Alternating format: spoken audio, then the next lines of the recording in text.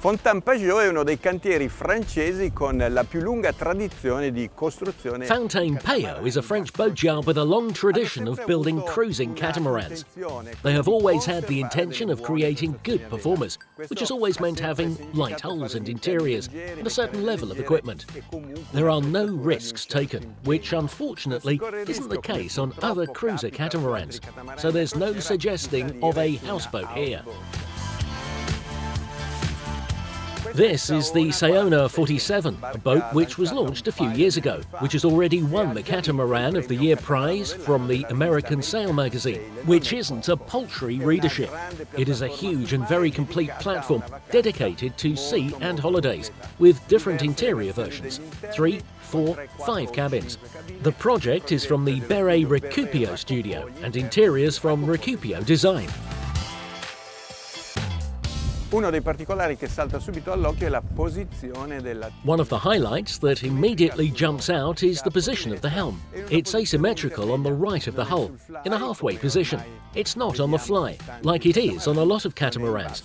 It's not hidden out of view. The helm has a wonderful visibility here at the bow. 3 winches in front allow for good manoeuvring. Questa su cui siamo è la versione dedicata al charter.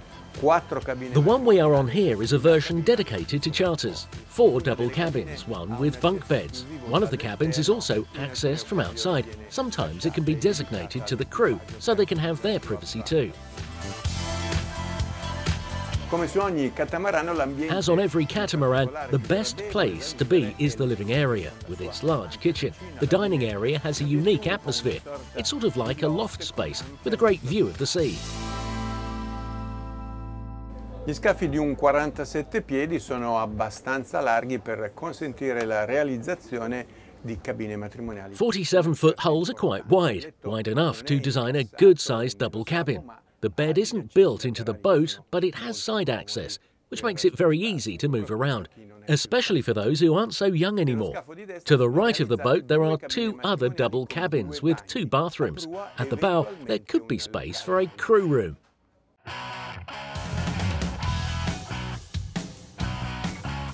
This is the room to the left at the bow. It is the one that gets changed most frequently in the various versions. Here's the bathroom.